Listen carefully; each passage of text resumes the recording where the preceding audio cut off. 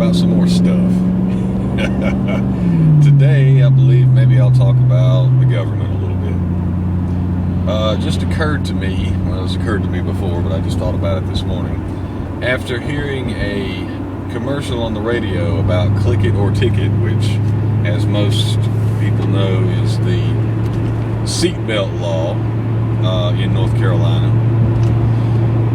You must wear your seatbelt anytime you're in a vehicle. And yes, I'm wearing a seatbelt. And basically the only reason that I'm wearing my seatbelt is because I can't afford a ticket. So I have to wear the stupid thing even though I don't want to.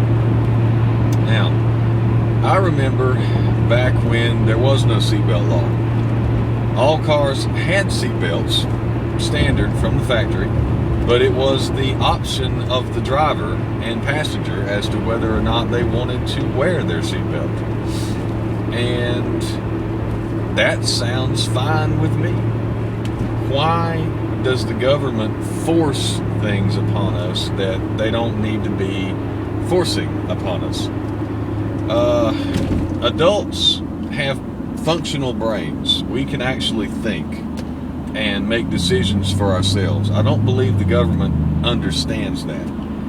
But intelligent human beings have the capability to actually function without government intervention.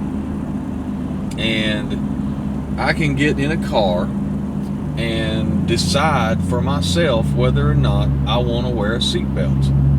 I can think, hey, if I wear my seatbelt, sure, it may be safer. Then again, it may not be safer.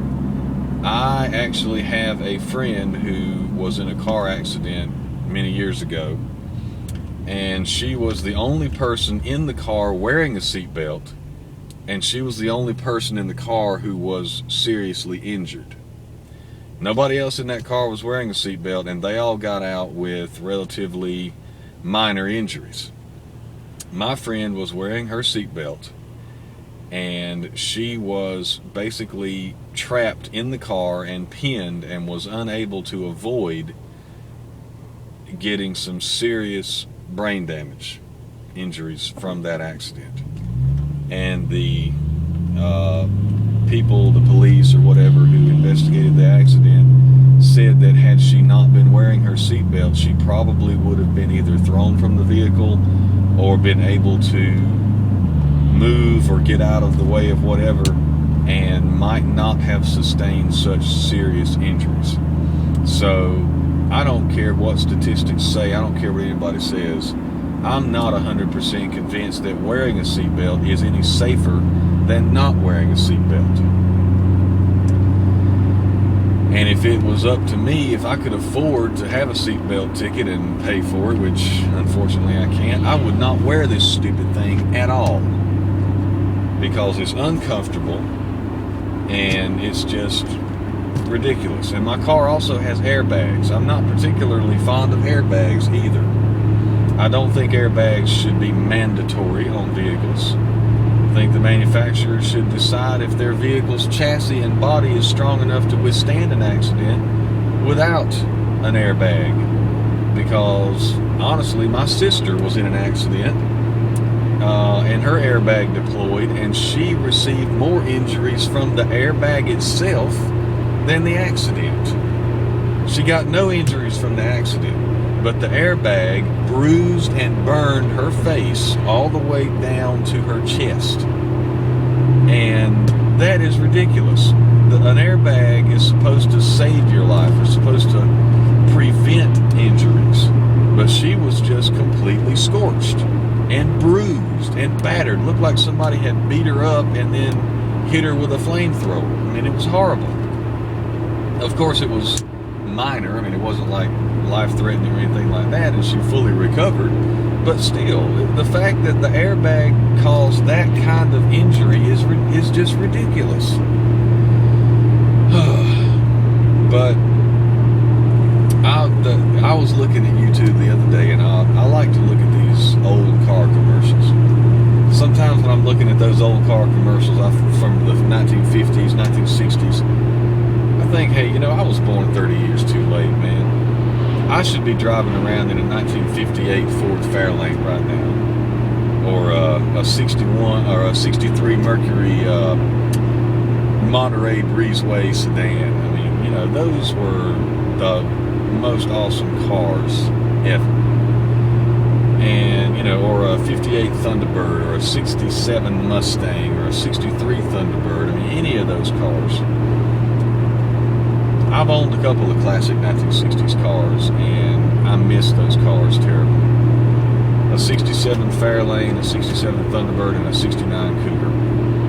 And I even had a 62 Lincoln Continental for a short period of time. But nothing beats a classic 60s car, any of them. It doesn't, just about doesn't matter what kind it is. But anyway, I was watching the old car commercials, and I happened across a commercial for a 1963 Mercury Monterey Breezeway. And if you're not familiar with the Breezeway, what it is was in the early 60s, some Mercuries, late 50s and early 60s, some Mercuries and Lincolns had a rear window that instead of sloping back towards the back of the car, it was opposite. It was sloped inward towards the middle of the car. And the rear window actually rolled down behind the back seat. It was a power-operated rear window glass that rolled down behind the back seat, and they called it the Breezeway because obviously if you roll down all four of your windows and roll down the back window too, you'd have flow-through air circulation. And it was just a very novel idea. It only lasted a couple of years, but it was still pretty dead blame cool. And the commercial showed a family, father and a mother and a little blonde-headed girl sitting in the back seat. Nobody was wearing a seatbelt, no car seats, and the girl looked to be maybe 5 or 6 years old. And they were riding down the road enjoying the countryside with no seatbelts, with their sunglasses on, and the mother had a nice scarf and everything, and the little girl had a white dress on, and they looked like they might have been going out to a picnic or something like that. And they had that back window rolled down, and that little girl was in the back seat looking out the back window, and there was and then the camera would pan out to the back of the car, and you could see the girl sitting backwards in the seat looking towards the rear of the car with her elbows up on the back seat like this, just gazing out that breezeway rear window with her hair flowing in the breeze. And you're thinking to yourself, wow, if I let my kid do that now, they would put me under the jail. I would probably get the damn death penalty for not letting my kid for not making my kid sit in a car seat with her seatbelt on. No, you can't be letting your kid look out the back window and enjoy the breeze through the roll down rear window. No. Must be in a car seat. Must have a seatbelt on all the time. And I remember when I was young, when I was little, riding around in the back seat of my mom and dad's 1971 Mercury Marquis. Big, giant boat of a car with a 429 under the hood. Man, awesome. Anyway, though, I remember sitting in the back seat of that car, and I'm sitting there, and Daddy and I would be sitting on the drive shaft tunnel in the middle, looking over the front seats out the front window, and Daddy would mash the gas, and that 429 would just scream, and I would be like, bam, oh, I'm back here in the back of the car now. Good Lord, it's so fast. But it would just bounce you all around the place, you know, and leather seats. I'd be sitting in the back seat on those leather seats, and Daddy would go around a curve, and I'd slide from one side of the car to the other, and then I'd slide to the other side. That was fun. You know, I mean, you can't do that now. I mean, really. In the back seat, you got to have your seatbelt on all the time. And if you're a little kid, don't even think about having fun in the back seat, because you got to sit there. That's why all these cars now, and SUVs and crossovers and crap, are coming out with DVD players in the back, because your kids have to sit strapped down in that car seat, can't do a dang thing, so they got to sit there and watch the boob tube to keep them calm. Whereas Whereas if they didn't have to wear seatbelts, they could be back there playing with each other and fighting and screaming and yelling and driving you crazy. So, that's a two-sided coin there, but still. I mean, my kids, I put them in the car seat. I buckle them in like the law tells me to do. And I just wish that my kids could enjoy the sliding around on the leather seats like I used to. But can't do it anymore because the government intervenes. The government tells you have to wear a seatbelt or we're going to give you a ticket and fine you $250 or whatever. And that's the same thing, with the cigarette thing. The government tells me I can't smoke in a restaurant. The government tells me that I can't smoke in a convenience store. And I'm thinking, good Lord, people own these convenience stores and people own these restaurants. Why does the government tell them what they can tell their patrons they can and cannot do? Why is it not at the discretion of the owner of the establishment as to whether or not his patrons are allowed to smoke in his restaurant or his convenience store? I don't understand it. We are, unfortunately, heading toward a socialist government. I hate to say it, but we are. It's going to be a socialist or even communist. That's a little extreme, I know, but if things keep going the way they're going, I can see the United States becoming a communist government in the next 20 years. I don't doubt it one bit at all.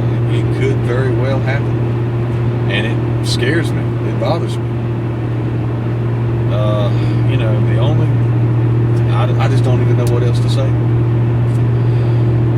I'm just worried about the government intervening too much and exerting too much control over individuals in this country who should have rights to choose certain things and make certain decisions on their own without the almighty government telling us that we can or cannot do certain things.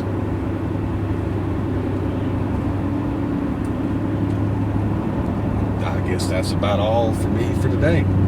Thanks for listening. Live long and prosper.